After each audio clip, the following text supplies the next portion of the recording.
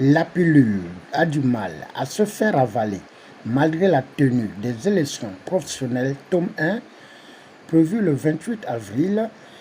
C'est dans ce cadre que 14 centrales syndicales sur les 18 reconnues officiellement ont animé une conférence de presse pour déconstruire le château de sable le 25 avril 2026 au siège du CAP en démystifiant l'organisation teintée de certaines irrégularités. Nous aurions la première élection proportionnelle.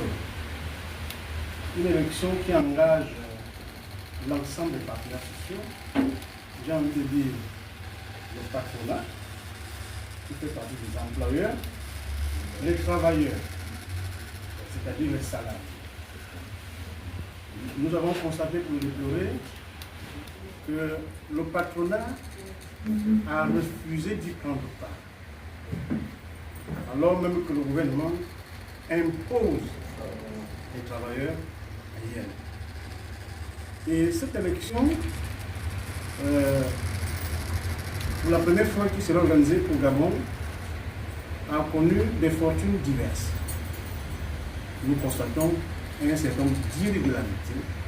Nous constatons que le gouvernement est jugé parti. Et c'est pour cette raison que nous sommes là aujourd'hui pour éclairer la société civile, éclairer toute la population, éclairer les gouvernants des enjeux et bien entendu des attentes de la population gabonaise.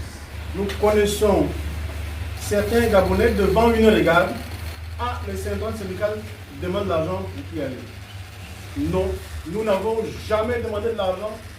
Nous demandons une bonne organisation de cette élection. Nous demandons que le travail gabonais soit respecté. Il y avait quelle urgence à galvauder le processus électoral?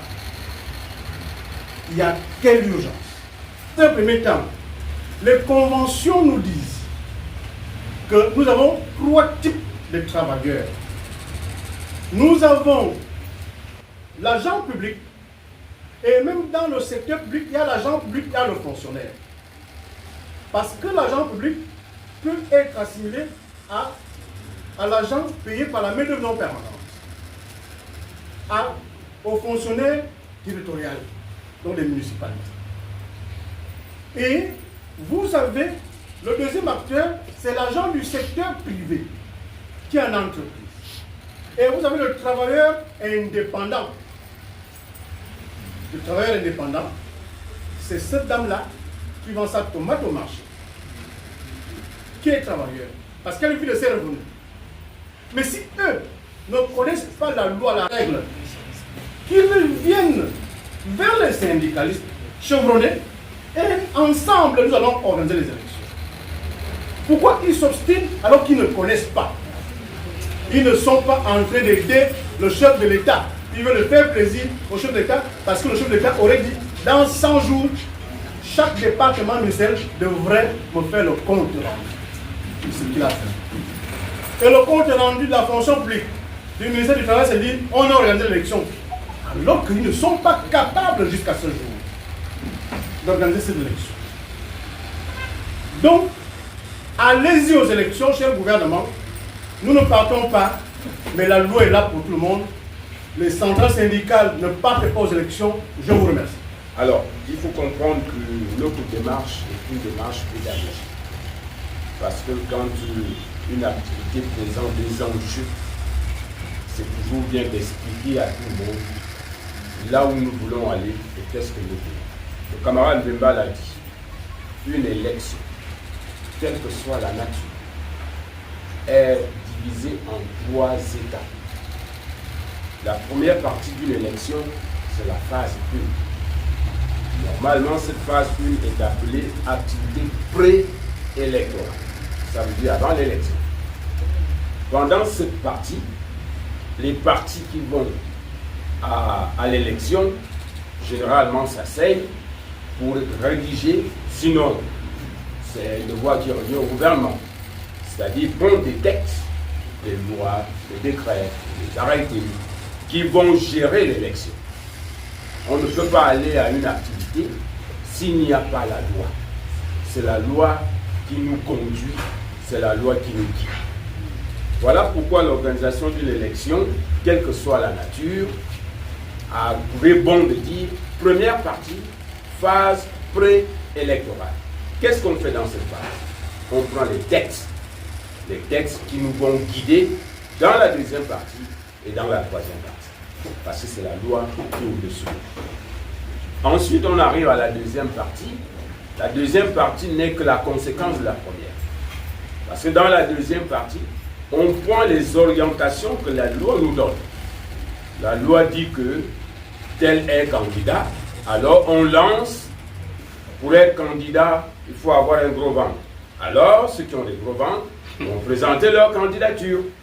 Et ensuite, toujours dans cette partie-là, c'est là où on définit, après avoir défini les éléments qu'il faut pour un dossier, on dépose le dossier. Vous déposez le dossier dans une commission qui a été désignée pour organiser cette élection. La commission examine votre dossier pour vous dire, monsieur, c'est vrai, nous avons dit les gros ventres, mais on veut des gros ventres qui pèsent 50 kilos. Mais toi, tu as 25 kilos, tu ne peux pas participer. Autrement dit, il faut valider les candidatures. La dernière activité de la deuxième partie, c'est arrêter la date du scrutin.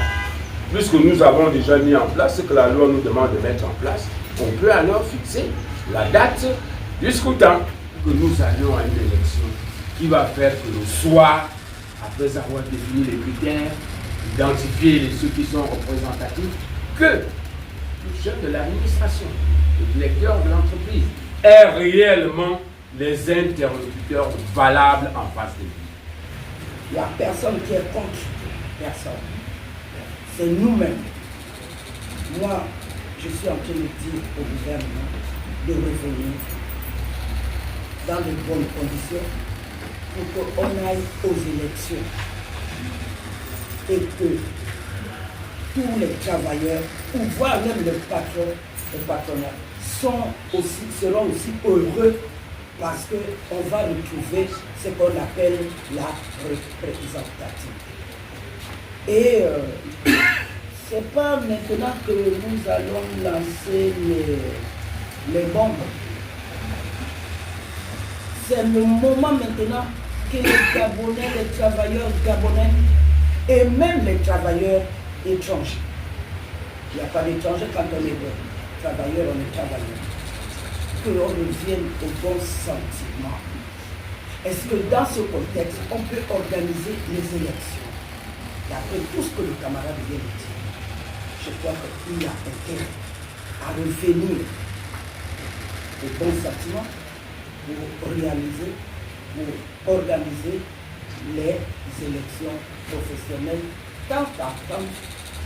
Après avoir fixé le cap de la rencontre, en décryptant les incohérences et les irrégularités qui ne respectent pas les normes d'une bonne élection selon le président Emmanuel Mvimba, Étienne Mincha Miesono et enfin Chama Jeannette, devant certains leaders syndicaux, il ressort que pas de participation à cette élection qui a pour Ariane reformer l'environnement syndical selon la recommandation de la 5e République. Au finish, que nous réservent les centrales syndicales après le 28 avril 2026.